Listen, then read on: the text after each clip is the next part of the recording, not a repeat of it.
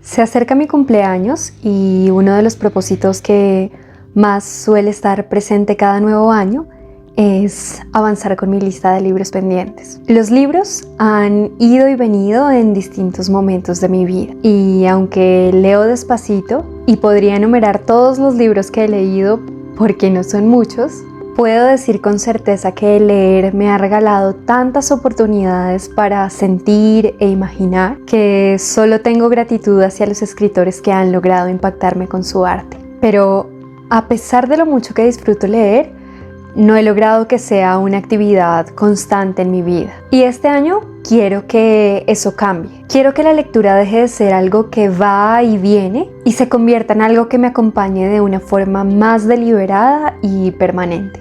Así que empecé a pensar en una manera distinta de incorporarla en mi día a día. Una que se sintiera personal, que me mantuviera motivada y que no solo se tratara de tachar títulos en una lista. Y entonces me hice una pregunta. ¿Qué me gustaría leer? Hola, mi nombre es Sofía y esto es La Senda Media, mi laboratorio de la vida cotidiana donde documento mis experimentos para sentirme más conectada con el rumbo de mi vida, acogiendo las contradicciones que me habitan y tratando de mantener el equilibrio. Y hoy quiero compartir contigo mi plan para retomar la lectura a través de narrativas colombianas. Pero antes de eso, quiero contarte un poco de la relación que he construido con los libros a lo largo de los años y por qué este experimento me entusiasma tanto. Algunas de las memorias más nítidas que tengo de mi infancia son en la biblioteca de mi ciudad. La temperatura acogedora de las salas, el olor a cera en la madera del lugar, las estanterías con libros hasta el techo, el catálogo que parecía tener acceso al mundo entero y las personas que trabajaban allí que siempre parecían estar de buen humor. Por esa época también recuerdo estar viendo Matilda en la televisión e imaginar casi como una verdad secreta que si leía lo suficiente, algún día podría mover cosas con mi mente. Luego de eso, la primera lectura que tengo presente es de un PDF de las Crónicas de Narnia que mi hermana me leía desde el computador. Imaginarme los aviones de guerra al inicio de la historia, el viaje que tuvieron que hacer a otra ciudad, las criaturas que nunca había escuchado nombrar, el invierno sin fin. Son curiosas las imágenes que se hace uno de las estaciones cuando vive en los países del trópico, ¿no? Después de eso tengo recuerdos de otras lecturas que hice para mis clases de español en quinto de primaria y otras ya terminando el bachillerato. Algunos títulos de la colección del barco de vapor y luego obras como El túnel de Ernesto Sábato o Crimen y castigo de Dostoyevsky me sacudieron y me dejaron pensando por varias semanas. Sin embargo, hasta ese momento los libros a los que me había acercado habían sido elegidos por alguien más. Y fue solo hasta que comencé la universidad y volví a encontrarme con las bibliotecas de colecciones inmensas, con el olor tan característico de los libros y la calidez que ofrecen, que sentí el deseo de acercarme a la literatura en mis propios términos. Desde esa época soy quisquillosa con los títulos que escojo y no me obligo a terminarlos a menos de que toquen algo en mí emocional, sensorial o intelectualmente. En esos años me conmoví hasta los huesos con historias como Paula de Isabel Allende y El olvido que seremos de Héctor Abad. Conecté con mi infancia a través del Principito y dejé inconclusos otros libros que me encantaron pero no estaba lista para afrontar, como La bailarina de Auschwitz o La guerra no tiene rostro de mujer. Pero la verdad, mi hábito lector llegó a su mejor momento cuando conocí La Tusa, el desamor. Y así como algunos se refugian en el helado y otros en el licor, yo me refugié en los libros. En ese momento experimenté la sensación casi obsesiva de quedarse pegado en el asiento y no querer soltar el libro hasta terminarlo. Empecé a leer en los buses, en las filas, mientras esperaba una cita. Me resguardé en los libros de fantasía. Me obligué a pensar en otras cosas con algunos clásicos y tomé perspectiva de mi situación con historias de amor como Orgullo y Prejuicio o El amor en los tiempos del cólera. Fue tal el impacto de esos meses que constantemente soñaba despierta con terminar la carrera para dedicarme todas las horas exclusivamente a leer. Pero luego de eso vino la pandemia y mientras intentaba procesar todo lo que estaba sucediendo, me volví a distanciar de la lectura. Hasta un buen día que un amigo me regaló un libro tan cortico y tan profundo que hacen falta palabras para elogiarlo y que renovó mi relación con la lectura. Estoy hablando de Lo que no tiene nombre, de Piedad Bonet. Gracias a esa lectura se movilizó mi curiosidad por los libros hechos por manos colombianas y tomé la decisión de que, salvo muy contadas excepciones y en la medida de lo posible, llenaría mi biblioteca de libros escritos por mujeres. Tras ese momento, empecé a destinar una partecita de mis ingresos para comprar libros y comencé a formar mi pequeña colección. Y en los ratos libres que me daba la adultez, inicié muchos libros, pero terminé muy pocos. Entonces decidí bajarle a la compra porque sentí miedo de empezar a volverme coleccionista más que lectora.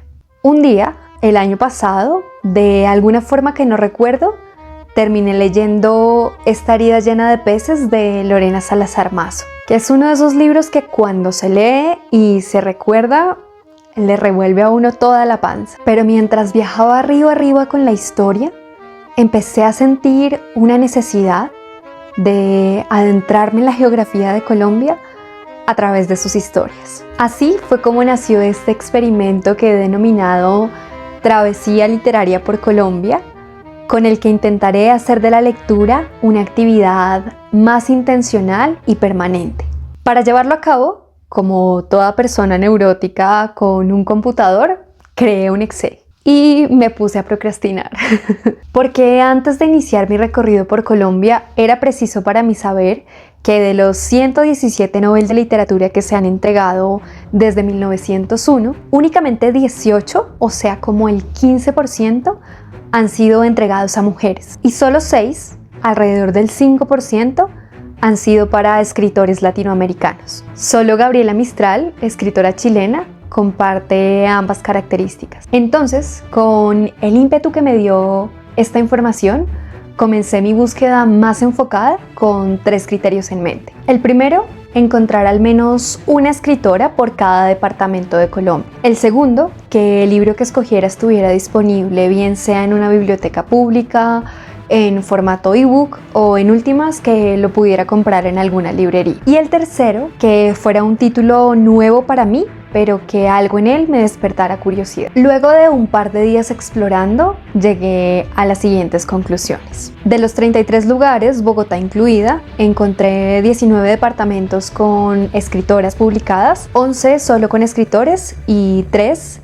sin representación disponible, al menos en la búsqueda que hice. Además, noté que en algunos sitios hay varios escritores reconocidos, mientras que en otros fue difícil encontrarlos. Esto me dejó pensando en las historias que se cuentan y también en las que no tienen representación, y que quizás en algunas regiones la forma de transmitir la cultura es a través de otro tipo de manifestaciones. Me di cuenta también que no conocía a muchas de las autoras de mi lista, y fue al mismo tiempo una vista a mi ignorancia como una alegría por el descubrimiento. Pero bueno, después de todo este contexto, quiero compartir con ustedes la lista de libros que estaré leyendo y por la que supongo que en primera instancia le dieron clic a este video. Comencemos por este viaje de norte a sur por la región insular. Desde la isla de San Andrés comienzo con Los cristales de la sal de Cristina Bendeck. Ahora, pasando a la región Caribe, de La Guajira leeré a Vicenta Siosi.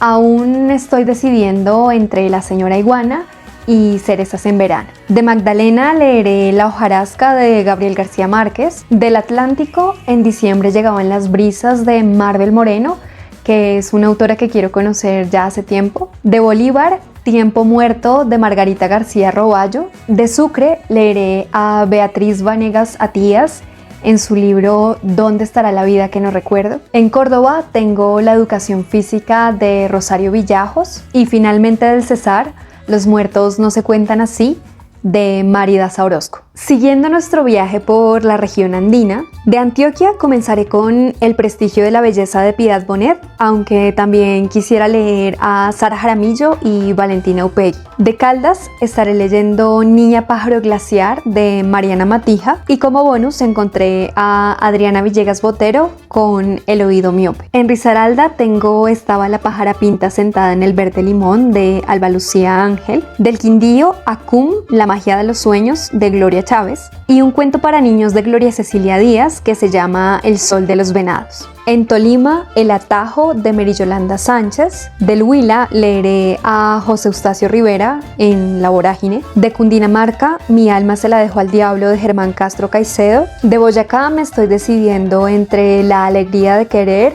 y Aviador Santiago, ambos de Jairo Aníbal Niño. Y tengo como autor extra a Fernando Soto Aparicio con La rebelión de las ratas. De Santander estaré leyendo En las praderas del fin del mundo de Andrea Cote. Y por si a alguien le interesa la literatura infantil, le puedo recomendar El terror de sexto B de Yolanda Reyes. De Norte de Santander, Mi Navidad en un psiquiátrico de María Ángela Urbina. Y de Bogotá tengo una lista de 6 libros, pero el seleccionado fue Delirio de Laura Restrepo. Si termino leyendo los demás, te contaré en la reseña de mis lecturas. Ahora, viajando al lugar por el que esta idea comenzó, vayamos a la región del Pacífico. De Chocó, Cicatrices de Cruz María Murillo. Del Valle del Cauca, La casa de la belleza de Melba Escobar. Y por supuesto tengo que nombrar a Pilar Quintana.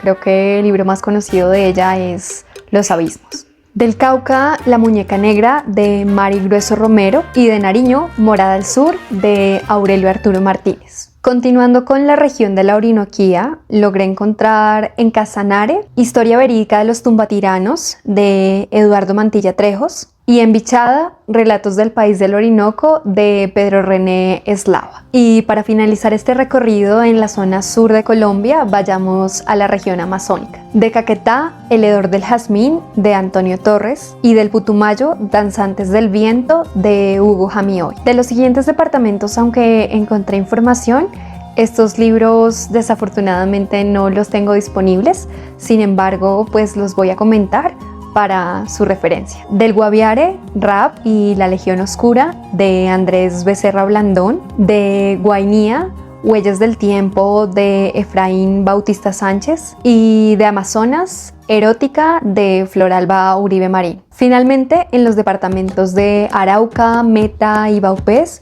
no logré encontrar ningún autor publicado.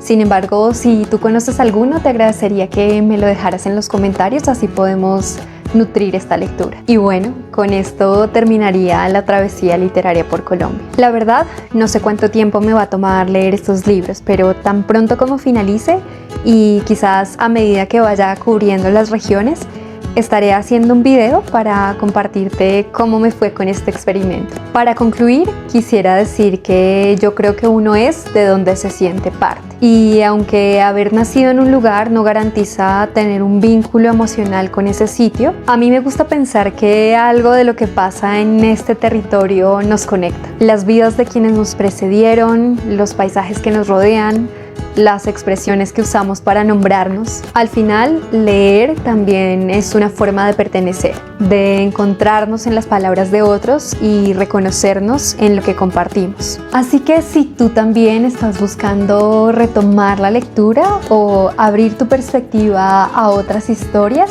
espero que este video te inspire a descubrir nuevos libros y autores. Algunos que quizás no se encuentran en los estantes de las librerías, ni aparecen tan fácil en recomendaciones en internet. Y sin más que decir, gracias por llegar a este momento. Nos vemos pronto.